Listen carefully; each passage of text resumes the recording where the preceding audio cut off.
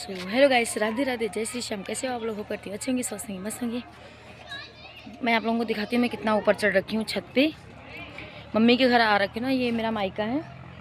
तो मैं आप लोगों को दिखाती हूँ मैं कितना ऊपर चढ़ रखी हूँ छत पे। ठीक है, अभी दिखा रही हूँ, जस्ट वेट।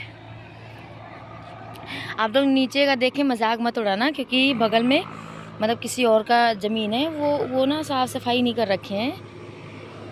ये देख लो, ये किसी और की प्रॉपर्टी है। ये देखो, मेन रोड पे हम रहते हैं, इसलिए यहाँ पे ना गाड़ियों की आवाज़ बहुत ज़्यादा आती रहती है। ये देख लीजिए, बहुत ज़्यादा ऊपर आ रखी मैं। दूसरे मंजिले पे हूँ, तो कोई बात नहीं है। अच्छा लगता है यहाँ पे, गांव में बहुत ज़्यादा अच्छा लगता है मुझे, मज़ा आता है गांव में। और आप लोग कमेंट करके बताना मेरा गांव कैसा है।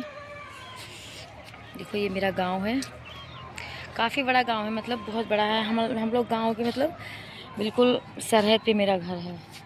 ये हमारे घर का सरहद है, ठीक है ये। और इधर मेन रोड है ये, ठीक है। चलो, मैं वीडियो का करती हूँ यहीं पे एंड।